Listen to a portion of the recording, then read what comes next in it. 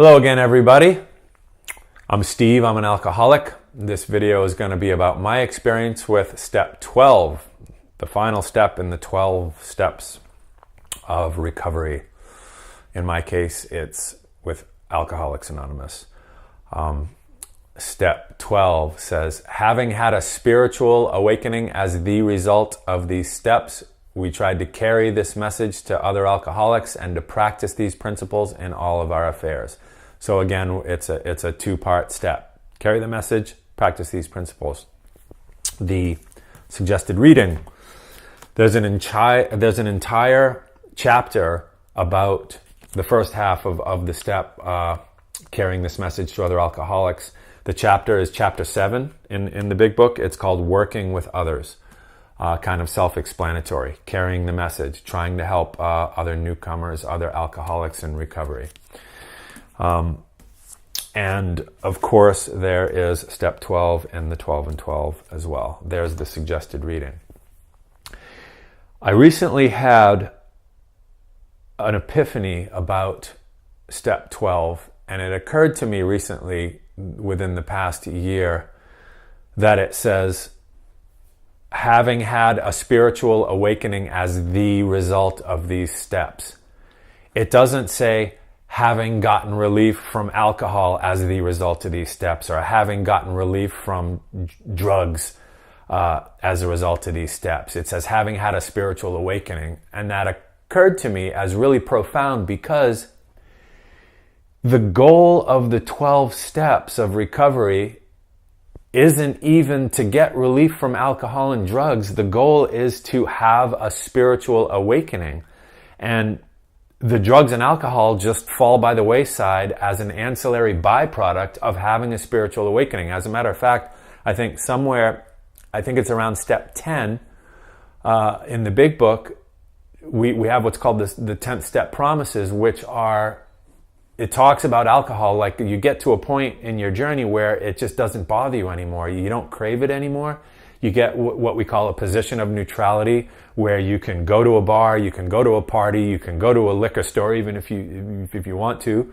Maybe you're buying wine for someone else for dinner, I don't know. But you can go down the liquor aisle at the grocery store, and it just doesn't faze me. And that's definitely where I've been for a long time, is that alcohol, just being around alcohol. I go to concerts a lot. I'm a big live music buff, so lots of alcohol being consumed, and people can choose to do drugs, and I can be around alcohol and it doesn't faze me. I'm in the position of neutrality. That's the point that I'm trying to make. But it happened somewhere in the middle of the steps. It wasn't the end result. It was just a byproduct of having a spiritual awakening, having a core of serenity.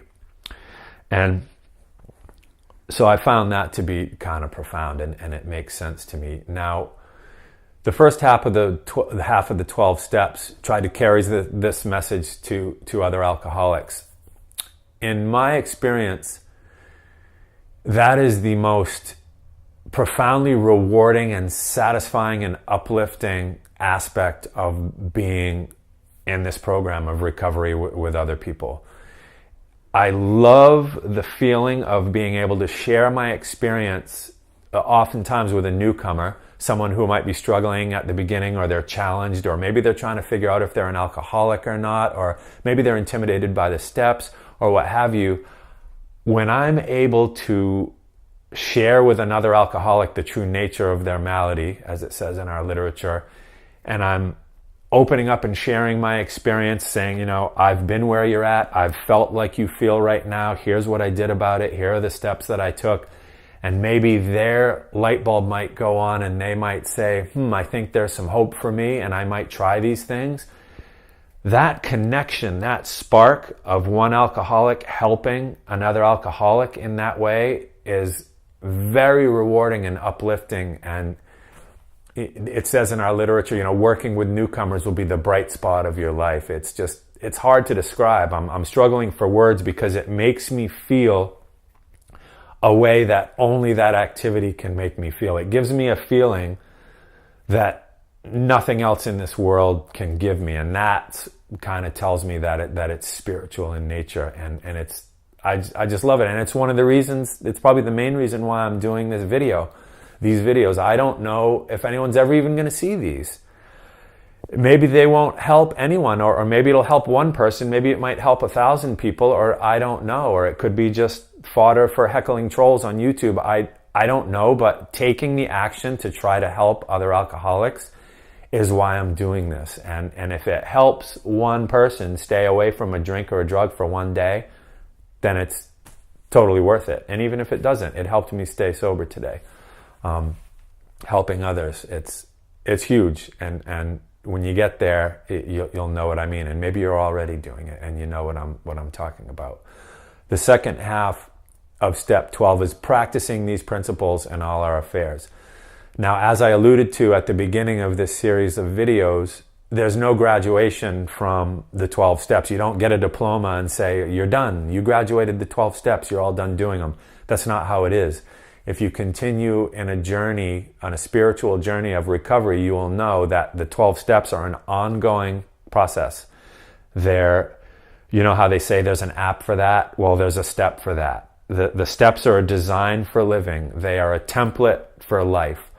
I have the ability to handle situations that used to baffle me, as it says in our literature. Any situation that crops up in my life that's challenging, or it's got me upset, or what have you, I'm able to take a step and take these principles that I've learned in the 12 steps and apply it to my life situations, and incorporate gratitude, and incorporate acceptance, incorporate self-awareness.